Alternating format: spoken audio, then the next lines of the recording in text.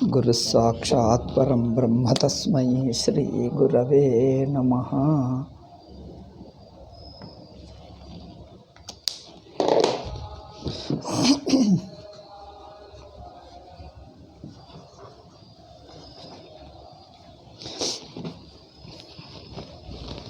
Shall I tell you regarding the Omkara? What is this? How do you pronounce it? Is it Omkara or something else? Omkara only. But what is it? Ardhachandra.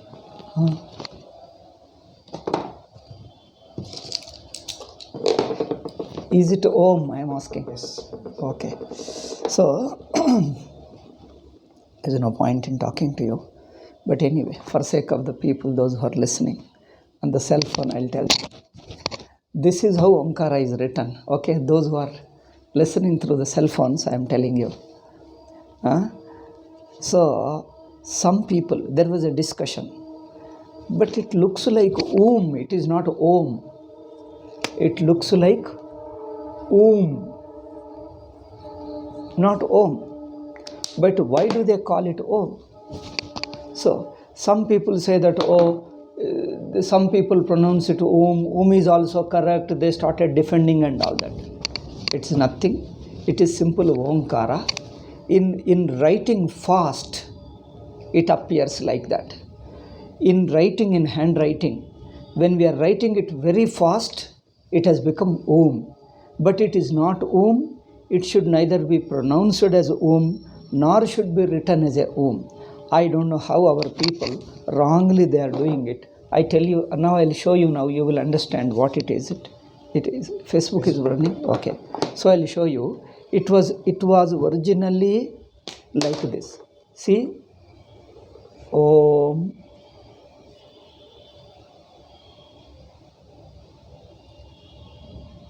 Isn't it?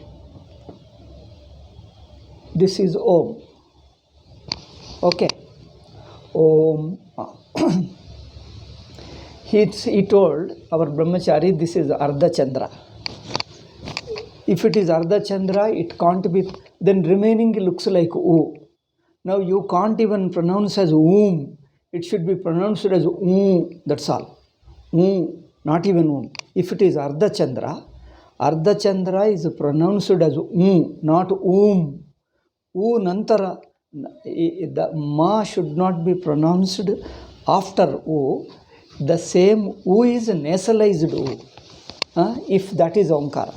But I show you, you see here, this is Om.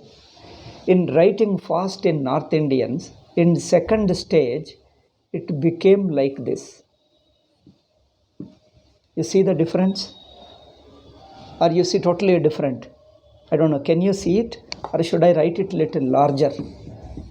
Is it visible on cell phone? It was like this. First step. Second, it became like this. Okay. Now you get it. In second stage. The same thing at the third stage when writing fast. See, instead of writing these two, they do it like that. The same thing became like this. And this and this line over it. Okay. So this line over it became, and later stage they started writing like this. And people think it is Om. It is not Om, it is Om alone. While writing fast, it became like that. That's all. So in manuscripts, when you write fast, it became.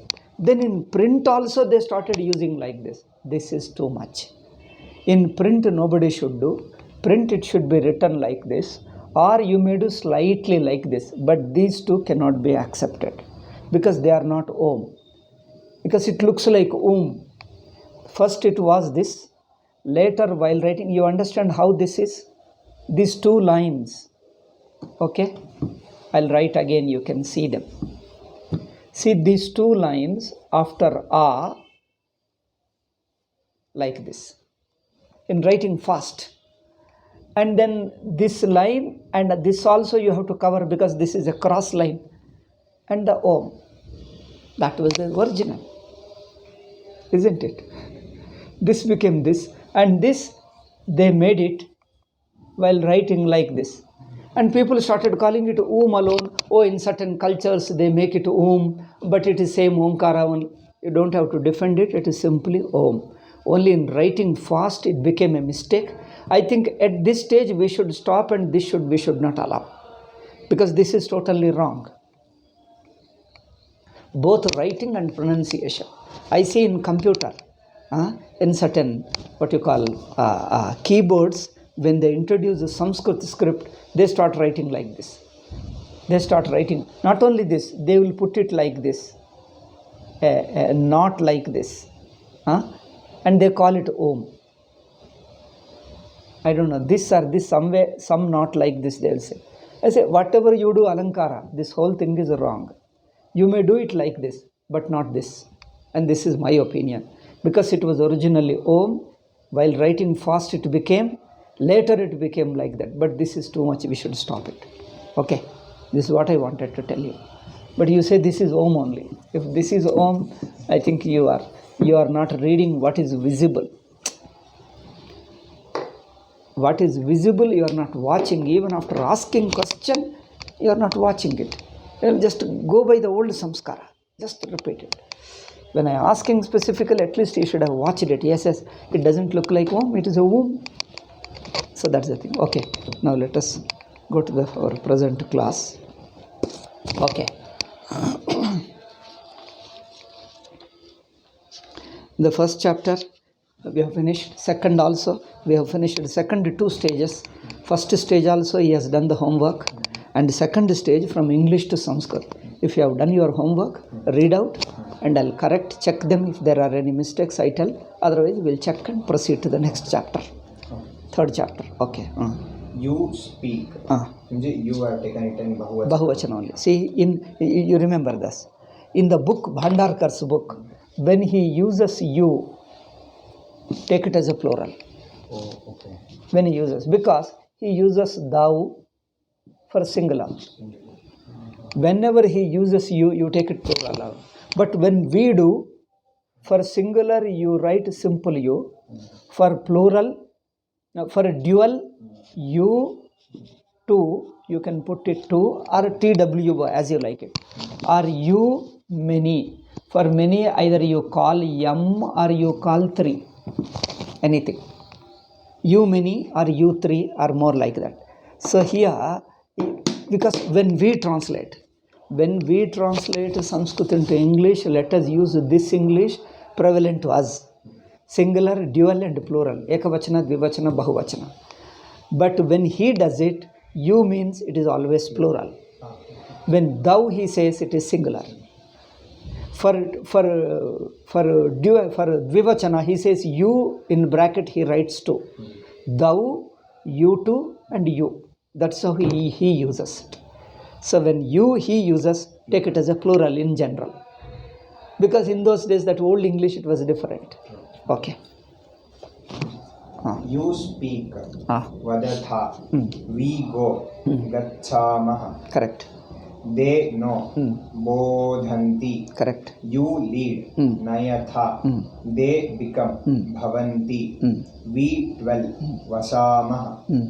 You eat. Attha.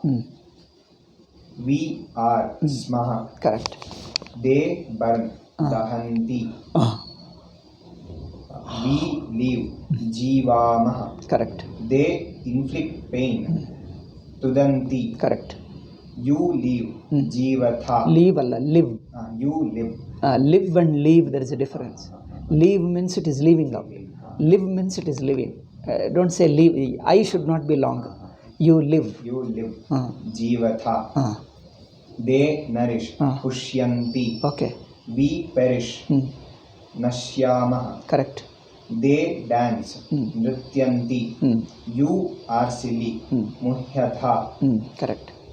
We covet. Lubhamaha. Fourth conjugation. Lubhyamaha. Adu. Because lub is the dhatu, gana is the fourth, other in the ya should come. Lubhyamaha. We covet. Lubhyamaha. They touch. Sprishyanti. Sprushanti. Sprusha is a sixth gana. Don't say sprusha. Ya should not come because it is a sixth gana. Sprusha. Sprishanti. Sprusha is the sixth gana. Adarinda sprushanti only. Sprishanti. Sprusha is not at all there. Sprushanti comes. Don't make it a ya because it is a sixth conjugation. Arane gana. Okay. Sprushanti. We conquer. Jayamaha. Correct. You take away. Haratha. They see. Pashyanti. Okay. We throw. We throw. Asyanti.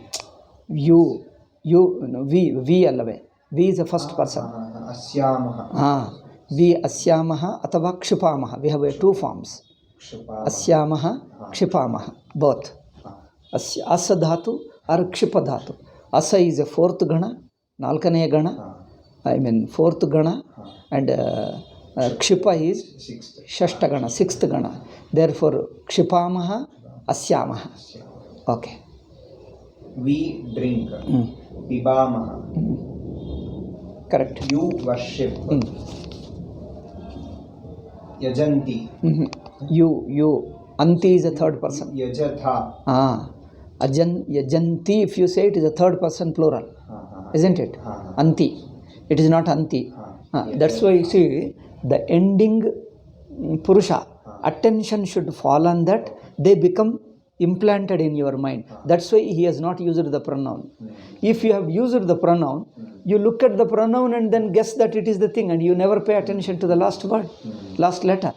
You for example, you see, you worship. When you say you say you and English translate it. So the ta won't come. Therefore, you worship. Yaja is worshipping. You means tha. Yaja tha. Okay. They bear. Bahanti. Vaha. Ba Oh, are you Bengali? Bengali? You lived in Bengal? No. Then why Baha? Vahanti. Vahanti. We remember. Smaramaha. Correct. You throw. Kshipatha. Correct. Kshipatha. They embrace. Pusyanti. Correct. We are satisfied. Tushyamaha. Correct. They dry. Shushyanti. Correct. You wallow. Lubhyatha. Lubhya Allah. Lubhya is coveting. Lubhya is coveting. So for valor is a separate word. I told you to practice, read out the English meaning and try to recall the verb Sanskrit root. First you read out the Sanskrit root, like in children we say you put hand like this and you read out the verb, try to recall its English meaning. Then put a finger like this, read out the English root and recall the Sanskrit root. The middle column, the last but one. Lutyata. ಇದಕ್ಕೆ ಕನ್ನಡದಲ್ಲಿ ಉರುಳುತ್ತೀರಿ ಉರುಳುವುದು wallowing ಉರುಳುತ್ತೀರಿ. So ಲುಟ್ is wallow ಲುಟ್ಯಥ you wallow ಲುಟ್ಯಥ. You sprinkle. Sinjatha. Tha. Correct. You is tha. Tha is you. Okay. A few more. I think it's over. Okay. Yeah. This much is over. So, first chapter we have completed. Second chapter we have completed. Now coming to the third chapter. In the third chapter, he gives 10th gana. Okay, 10th gana. For first gana, A is the gana pratyaya. For fourth gana, Ya is the gana pratyaya. For sixth gana, again A is the yatya. For 10th gana dhatus, take Aya.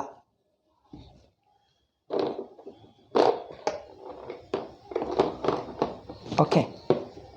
See the difference?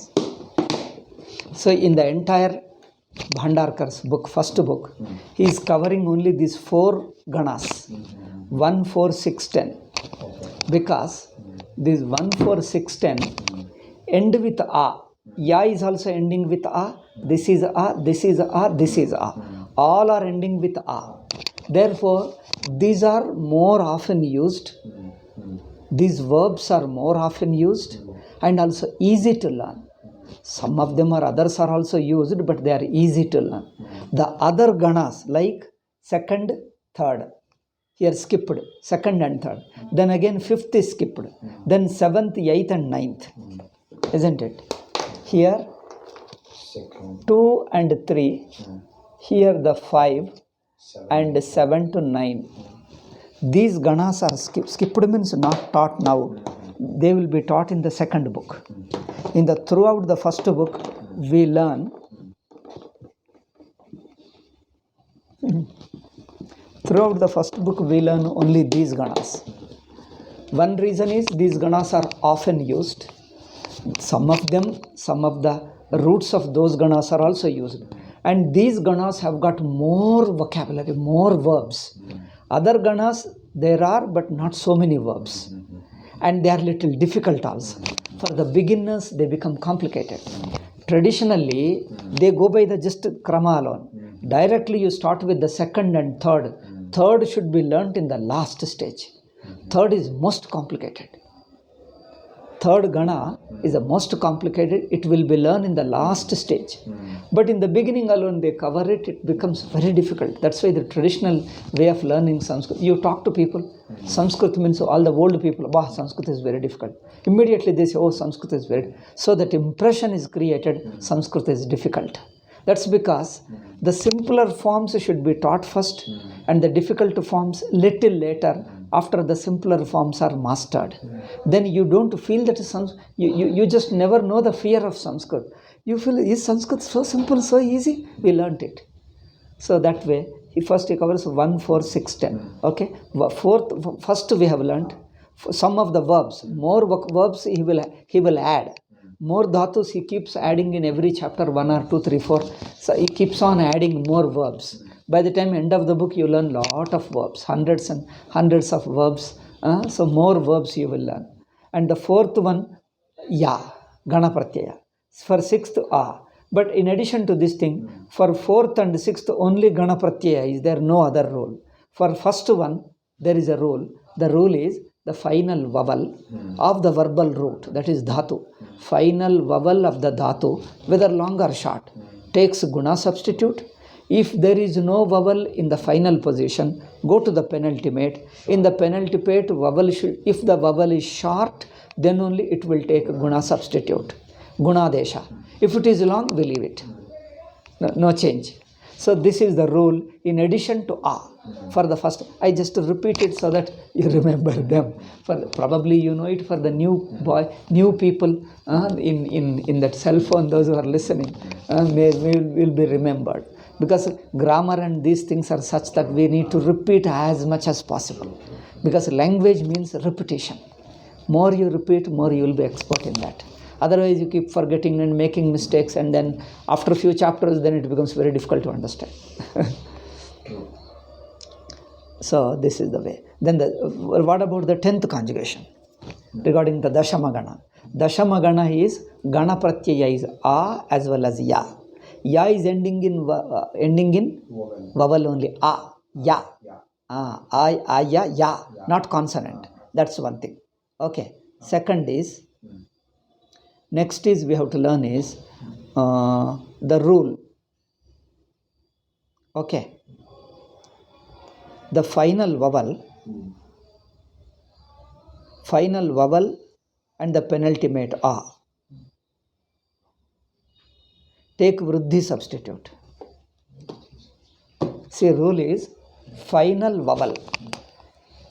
Final vowel takes the vruddhi. So just a minute, it is showing trying to reconnect. It does. That's the problem of internet. You can't do anything. It goes. It keeps happening. It keeps happening like that. So the final of the root. Final of the root should be vowel. Any vowel, short or long. it will take Vriddhi substitute. What is Vriddhi? I'll tell you. Then not only if the final there is no vowel, go to the penultimate. In the penultimate again we divide into two. One is A, another is remaining vowels. If A is there, Vriddhi takes place. Either final vowel or penultimate A, Hraswa Akara. That takes Vridhyadesha. Then if there is no vowel in the final, or if in the penultimate, if there is no akara, short a, if there is no short a, instead of that, if there is other vowel, other than a, if there is a e, vu, rulu, then again the first rule applies, takes guna. So it combines to Vridhyadesha, Gunadesha. Now first learn what is Vridhyadesha. Gunadesha we know. Okay. So Vriddhi, A. For A, guna is A only. Isn't it?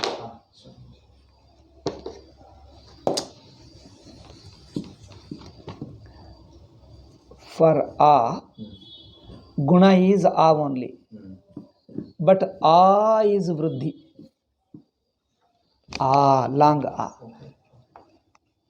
Okay. For E, A is the guna, but I is the Vriddhi.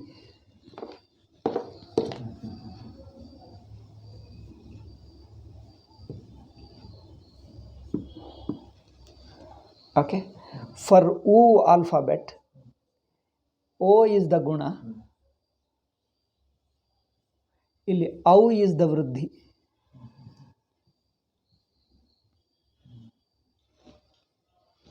Okay. For Ru, Ar is the guna, R is the Vriddhi, long A. For Lu, Al is the guna, All is the Vriddhi.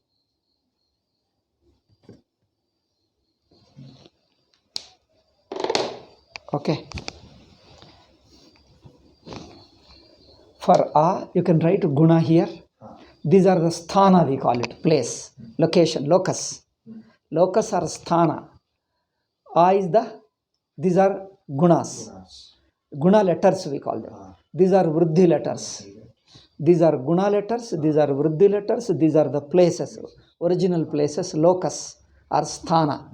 So in place of A, wherever Gunadesha is mentioned, in the A comes A. That means A and A is the same guna. So therefore there is no difference. We just don't mention it. But technically they say A is a guna.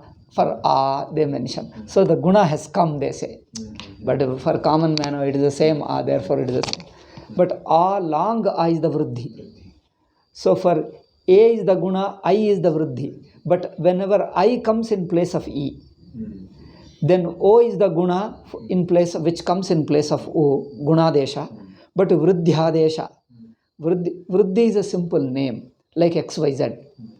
See, in the, what is that? Beta, gamma, etc. We use them Greek names. So guna and Vriddhi, they don't mean there is a Vriddhi or anything. Vriddhi means increase. Guna means quality. It's not the question of quality or increase or anything. It's just a proper noun, a simple blind name. Just to remember these.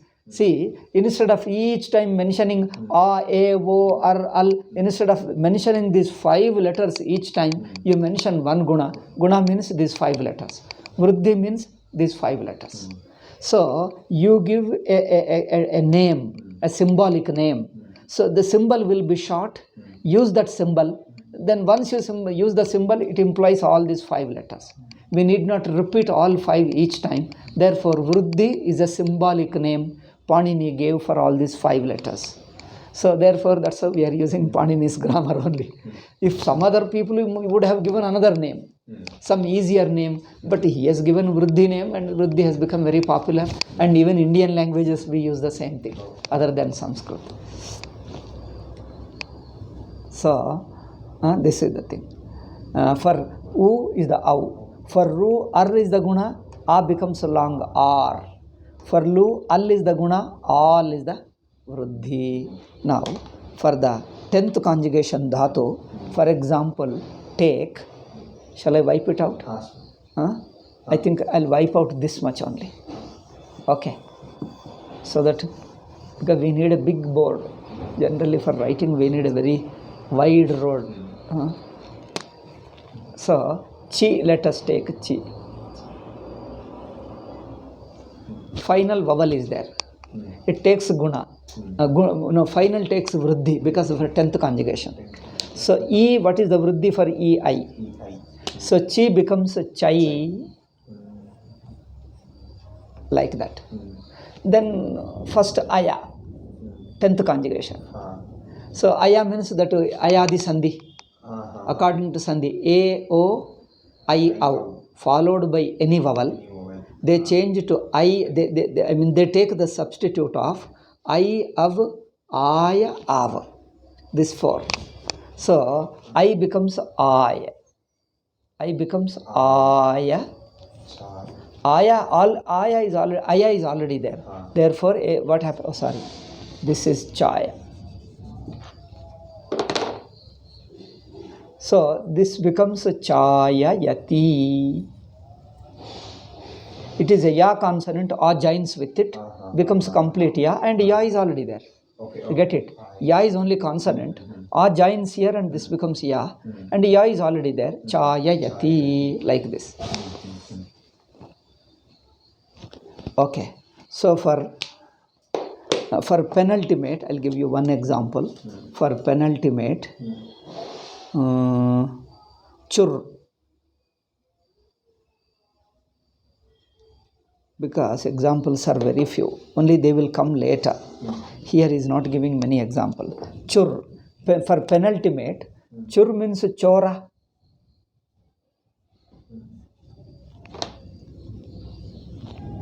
Chur is a dhatu plus Aya.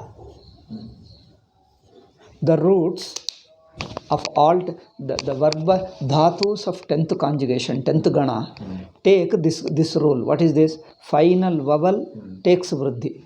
Or penultimate, if A is there, becomes vruddhi. But final, there is no vowel. Chur. Chur means to rob, to steal. Chori karna. That. So chur, if you go to the penultimate, is U, not A. If A were there, it would take again vruddhi. But it is Vu, therefore, like first gana dhatu, it takes guna. Chur becomes chor. U becomes O, guna. So it becomes chora. Chor plus Aya. Choraya. A joins with Ra. Ra consonant Ra becomes Ra. Ya and Ti. Choraya. Shall I wipe out this? Okay. Choraya plus Ti. Iga Ti is same. Okay. Chorayati. This Chayayati is not used here. It is a very, just for sake of grammar, we have given as an example. We are not using here. So, now one more thing. In the 3rd chapter, one is we are learning 10th gana dhatus. Second point is we are adding the madhyama. What is that? Duals also, dvivachanas. Dvivachana. This, I think, this vruddhi I'll wipe out. So that I think you can't put it. If the hand was, this is a slope. So this, you can't put it across. This board cannot be put it across. Can you put it? No, it won't be visible. If this were not cross, not slope, I think this would have been easy. I could have written better. But anyway, now this is what we have. There is no systematic classroom. In the ashrama, it's a very difficult. We call it, we wanted that it should be only educating ashrama, not simple puja and prasada. It is not a, Swamiji used to say it is not a matha, it is a vidyalaya, karyalaya and vidyalaya. But for vidyalaya, there is no single classroom, there is no board, nothing. Only here and there we are just managing. Even now there is no classroom. We are just managing. If you want a Vidyalaya, then it should be like a Vidyalaya. Anyway, let us hope that it will happen. Our people will understand and do it.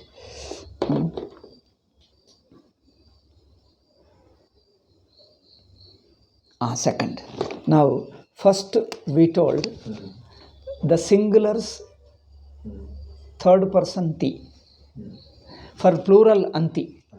But the dvivachana, that is a dual taha. And plural is anti. We have studied singulars and plurals. Now we are learning dual. Because dual word is a peculiar word, we don't have it. So they say this dvivachana is there only in Sanskrit. In present Indian languages, Tamil, Kannada, Telugu, or even Marathi, Gujarati, Hindi, in Bengali, in none of the Indian languages, this dvivachana exists. Only ekavachana and bahuvachana. Ekavachana means one person or one object. Bahuvachana means two or more than two. Many means what? How many? Two is also plural in all our Indian language. But in Sanskrit, two is not plural. That you remember. Three or more than three is a plural. Two is not plural. Two is dual. The dual, D-U-A-L, dual. So dvivachana. This dvivachana exists only in Sanskrit. I think they found that dvivachana is, but see, to express certain ideas, dvivachana is beautiful. Valmiki presents Rama Lakshmana when they go together. That Valmiki, that dvivachana adds beauty to Ramayana. But I don't know, later people, the Prakruta Bhasha, Pali Bhasha, they have just given up the dvivachana and they started using directly bahuvachana alone. Probably they thought it becomes difficult for common people to speak and use it, so they just dropped it. I am told in Latin dvivachana exists. That's why they say, seeing this similarity, they told that Aryan invasion and all that, from Latin alone Sanskrit came. But they say it can't be, because Sanskrit itself is rich and more developed, and then Latin itself must have come from Sanskrit. So Latin has got certain similarities with Sanskrit. That William Jones, who lived in Calcutta first, he translated Shakuntalam. When he was translating, in those days they were learning Latin. Latin was in a way used. Now it is gone. In that 17th or 18th century, 18th century they were using Latin. So he told that Sanskrit is closer to Latin. In order to translate into English, I found it is easy to translate into Latin first, and from Latin to English it became easy for me. For all Sanskrita Vakyas, first he translated into Sanskrit and Latin, and from Latin to English. I found it easy. Then he says, Sanskrit is more rich, more refined, more cultured, more systematic, more orderly compared to Latin, and more beauty, greater beauty it has. Therefore, Sanskrit is much better compared to Latin. Latin looks, so anyway, whatever it is. So, the dvivachana is found in Latin also. Now Latin is not in use, only Sanskrit is the living language even now. They say who is using? Even now Sanskrit shlokas are written, books are written, spoken. Education system in Pithas and Orthodox circle, even now they study through Sanskrit medium. They study right from beginning. Every sentence they learn through Sanskrit, teach Sanskrit, listen in Sanskrit, they discuss in Sanskrit. And they write books in Sanskrit. Even now the traditional mathas, pithas, it is a living tradition. They write and read even now through Sanskrit. Therefore, Sanskrit is not a dead language. They have been speaking. So it is not totally gone out of it. And other people also, even Indians, even though Kannada, Telugu, Hindi, in all our shlokas and proverbs and mantras and shlokas, we use Sanskrit only. Therefore, Sanskrit is partly used. Partial, even the non-Sanskrit people also use Sanskrit. Therefore, Sanskrit speakers use anyway. Non-Sanskrit speakers also use Sanskrit because we understand. We may not be able to speak it, but when the shlokas are stated, certain statements are. In Sankalpas, we make Sanskrit alone. Karishe, Pujang, Karishe, we make Sankalpas in Sanskrit. Therefore, Sanskrit is used, in use. In proverbs and shlokas, everywhere we use them. Anything you start Mangalacharana, you write. Even Tulsidas Tulsidas, when he wrote his Ramcharitmanas in Hindi, first few shlokas he writes in Sanskrit. And then goes the rest of the book. And then the Balakanda and every Kanda. At the end of the Kanda, he concludes with Sanskrit. And the whole book at the end, he again concludes with Sanskrit. Every Kanda, he begins with few Sanskrit shlokas. And at the end, some Kandas he uses Sanskrit, some places he ends with Hindi. But the whole book at the end, again, he concludes with Sanskrit. Therefore, traditionally, even now, when they give pravachana, we use Guru Brahma, Guru Vishnu, 2 or 3 shlokas in Sanskrit, then give pravachana. At the end, Swasti Prajabhyam, we conclude with Sanskrit shlokas.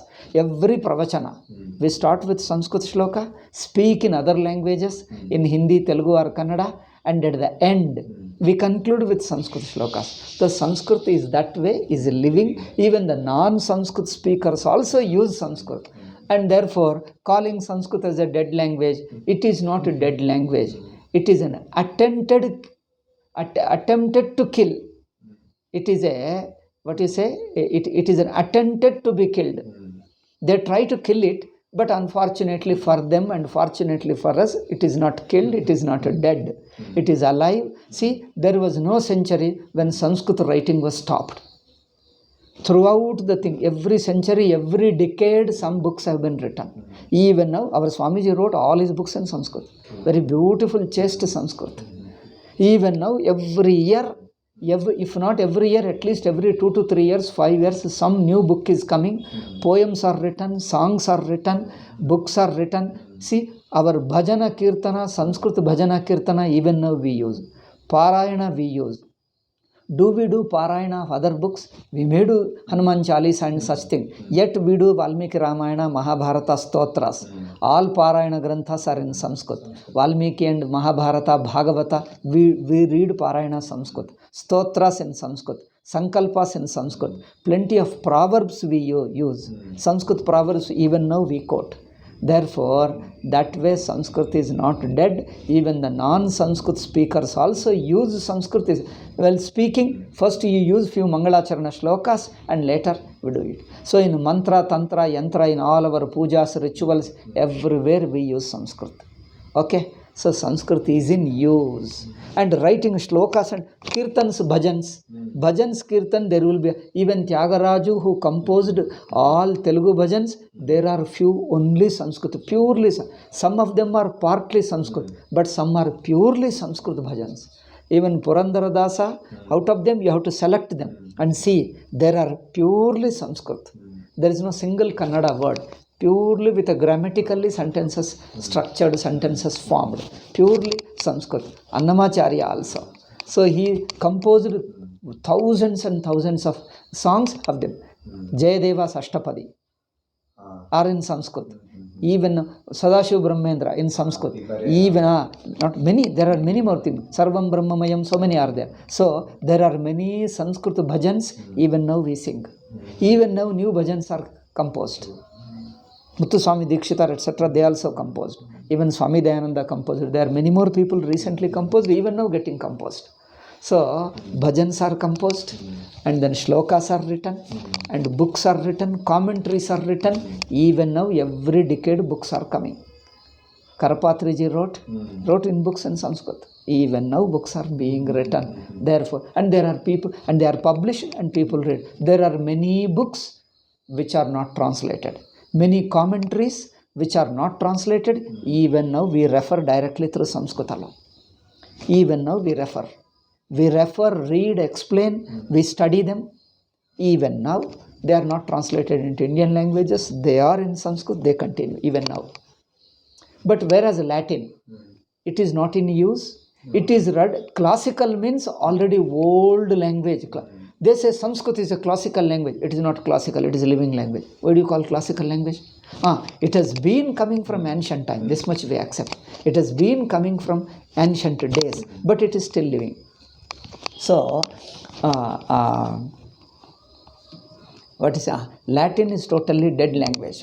It is not in use because there is an Italian group comes to me. Because of Corona they could not come. They would come to me for learning Bhagavad Gita. I was teaching in English. In their group there is one lady, Latin professor.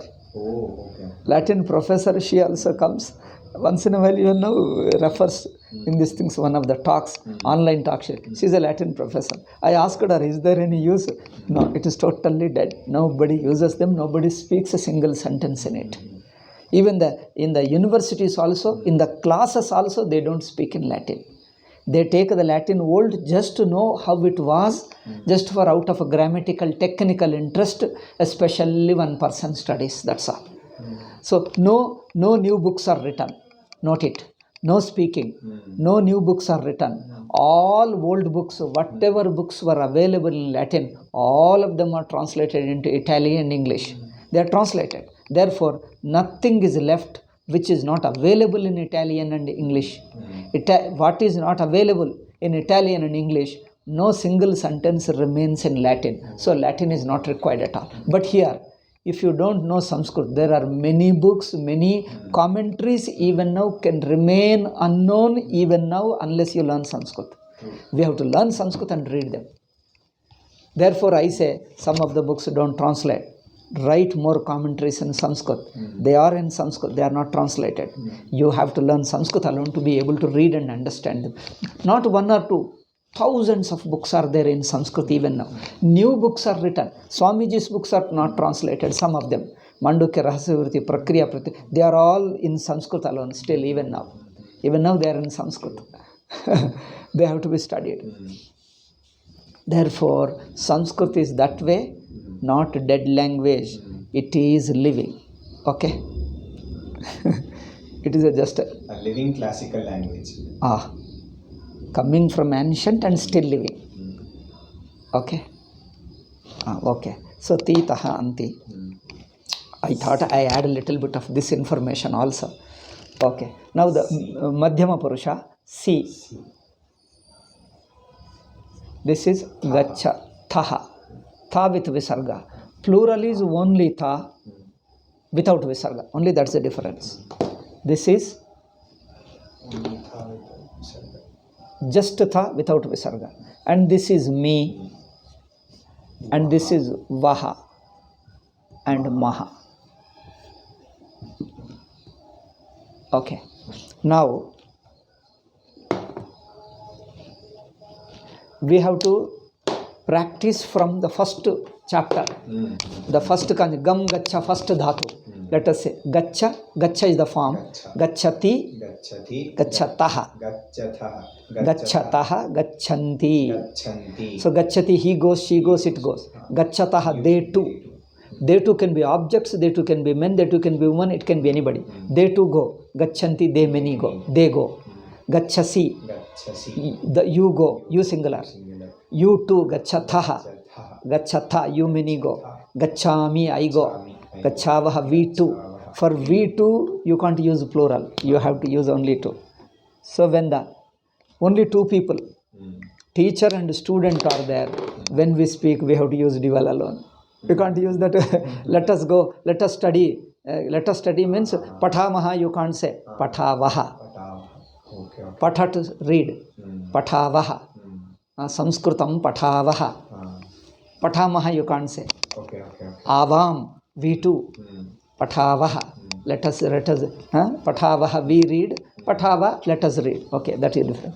So this is the thing. Now in this chapter, we are learning specifically. So 10th conjugation, 10th gana dhatus, I'll teach you now. And for translation, only this dual you are concentrating. Okay? Concentrate on taha, vaha. Translate. Because if you concentrate on a smaller portion, it becomes easy to learn.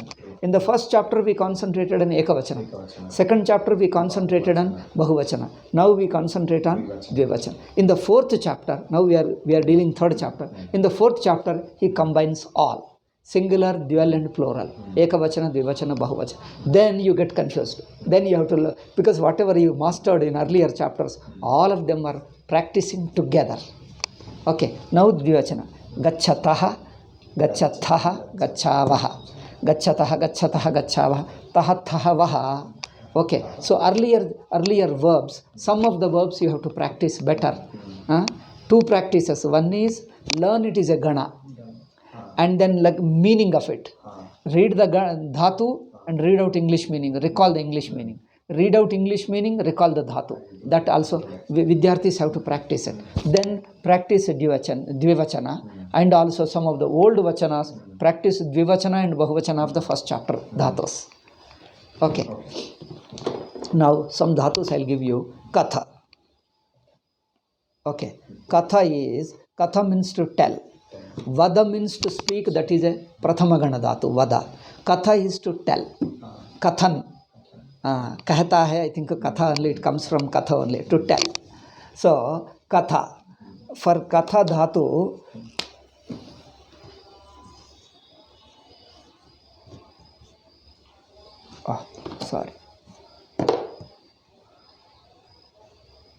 Katha means to tell. Okay. It is a Dashamagana. So, Pratyaya will be Aya. So, what is about the rule? Final vowel and penultimate A takes Vriddhi, or penultimate other vowels. Other vowels other than A. This is a complicated to say. There is a Panini has got a still shorter way. Then I have to tell you few more rules. I think I may tell probably tomorrow or day after. There is some structure, how to refer to various alphabets in a very brief symbolic way. And then that Pratyahara we call them. You have to learn little bit of Panini's way. That alphabet structure, Panini slightly modifies it. So there are 14 sutras. And if I tell how the alphabet's order is changed, and I think I'll tell you tomorrow or day after. So then it will be easy to remember, because when in the grammar rules becomes easy to remember. Okay. So here, final is the consonant. Penultimate A. Ka is there. So, final, there is no Vriddhi chance. But penultimate A is there. A can take Vriddhi. But here, Kat comes under exception. Therefore, Vriddhi is cancelled. So, Katha remains Katha. It doesn't change. Otherwise, A should have become long. Katha it should. It doesn't become. Katha only. Therefore, Katha plus Aya. Kathaya. Isn't it? Katha plus Aya. Plus Ti. What does it become? Only this consonant goes away. Ya A joins with Tha. Kathayati. Kathayati means he tells. Okay. He tells. Repeat once this. Kathayati. Kathayati. Kathayataha. Kathayataha. Kathayanti. Kathayanti. Kathayasi. Kathayasi. Kathayathaha. Kathayathaha. Kathayatha. Kathayatha. Kathayami. Kathayami. Kathayavaha. Kathayavaha. Kathayamaha. Kathayamaha. 10th. So only you have to note this. In fourth conjugation only Ya. Here it is Aya. And in Dashamagana, Aya. That's slightly different. Next root you see, I think we'll finish because there is no time. We'll finish these roots so that you can do some translation practice. Gun. Gun is count. This also exception. Therefore, Gun plus Aya plus Ti, Ganayati. Ganayati, Ganayataha, Ganayanti. Okay, you say once and then the rest you do homework. Okay. Say once. Ganayati. Ganayati, Ganayataha, Ganayanti. Okay, next. Gush. Gush is a Ghosha. Udghoshan karna. Udghoshana. Udghoshan karna. Udghoshane. That Ghoshit karna. That Ghosha means to proclaiming, declaring, proclaiming. So, Ghush is the dhatu. So, final is a consonant. Penultimate is U. Takes Gunadesha. So, Gush becomes Ghosh. So, Ghoshayati. Ghoshayataha. Ghoshayanti. Ghoshayami. Ghoshayabha. Okay, next. Chinta. Chinta is all consonant. Final is consonant, penultimate also consonant. So no adesha, no gunavriddhi adesha. Directly added. Chintayati, chintan karna, chinta, chintanam, contemplating. Chintayati, chintayataha, chintayanti. Okay. Next, chur we have already told. Chur, chora. U becomes O. Chorayati, chorayataha, chorayanti. Say. Chorayati, chorayataha, chorayanti. Chorayati means it's stealing. Now, Pid. Pida is a long vowel. So, no guna. Pida yati. Pida dena. Pidisuvadu. Pressurizing at giving trouble to the people. Pida yati, pida yataha, pida yanti. Afflicting others. Okay, next. Pratha. Pratha means ಪ್ರಥಾ ಹೈ, we call in ಪ್ರಥಾ in Hindi. ಪ್ರಥಯತಿ ಅಂದರೆ publishing ಅಂದರೆ spreading around as if making it well known to others, popularising it. No, ಪ್ರಕಟನ is different, popularising it. ಪ್ರಕಟನ is only expressing ಆಗುತ್ತೆ. ಪ್ರಕಟನ is only expressing it. Revealing what is closed, revealing it. ಪ್ರಕಟಿಸುವುದು means only expressing it. It is popularising it, spreading it to many people, publishing it. Therefore publication books we call it. Publishing means make it well known to more people. So prathayati, here also exception, no vriddhi doesn't take place. Prathayati, prathayatah, prathayanti. Pre has got a special substitute, preenayati. Preenayati is pleasing. Tushyati means santosha paduvadu, preenayati ಇನ್ನೊಬ್ಬರನ್ನು ಪ್ರೀತಿಸುವುದು and pleasing others. Tushyati means to be pleased, to be satisfied. Oneself being santosha padಕೊಳ್ಳುವುದು, to be pleased, to be satisfied. Here ಪ್ರೀಣಯತಿ ಇನ್ನೊಬ್ಬರನ್ನು pleasing others. ಪ್ರೀಣಯತಿ, ಪ್ರೀಣಯತಃ, ಪ್ರೀಣಯಂತಿ. Okay. Next racha means to arranging it. Rachayati means books are there, when you are arranging together, rachayati. Rachayata. Writing a book also rachayati. Arranging the books, arranging the flowers, arranging garland also rachayati. Rachana means rachane, correct. Rachayati, rachayatah, rachayanti. Okay, spruha. Rachana karna, we always say rachana. Hindi also say spruha is desire. Spruhayati, spruhayatah, spruhayanti. Spruha is desiring. Nispruha means desireless. It is not desireless, it is a unfulfilled desire and a frustrated desire. Nispruha, they call it. Nispruha means a frustrated person. Nispruha, or no desire. Spruha is desire. Spruhayati. Okay, so there are some sentences. Remember this dual alone, dvivachana and 10th conjugation. Translate these sentences Sanskrit to English, and then some more vocabulary, some more translation work we'll tell in the next class tomorrow. Today we'll stop with it. So okay, learn these things. As I told, read the words and also meanings. And the meanings read and recall the verbs, and also the old, some of the few words, at least a few dhatus of previous chapters also practice in the 10th conjugation as well as a duals. And then that technique I forgot. What? Like that. Reading this, like this. Like Yes, so put something like this. You put just something like this. Any book or anything, you put it and read out. That is these are all children's techniques. Children do that. And anyway, learning is learning. Any age learning is a learning. We have to do that, and that works, and that's very useful. We would put some book, cover it, and read this and try to recall, and put this side, read this and try to recall that way.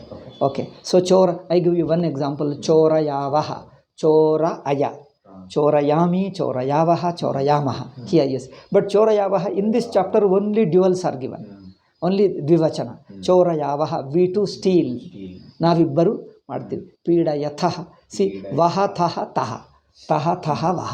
Okay, ಓಂ ಶಾಂತಿ ಶಾಂತಿ ಶಾಂತಿ. ಹರಿ ಓಂ ಶ್ರೀ ಗುರುಭ್ಯೋ ನಮಃ. ಹರಿ ಓಂ ತತ್ಸತ್. So today we talked first about Omkara. Second is about extra point, deviation, about Sanskrit and Latin, Dvivachana, and the Sanskrit language, how it is alive in India, and then remaining few things extra in the chapter. Okay, these 3 or 4, if you remember. Okay, we'll continue.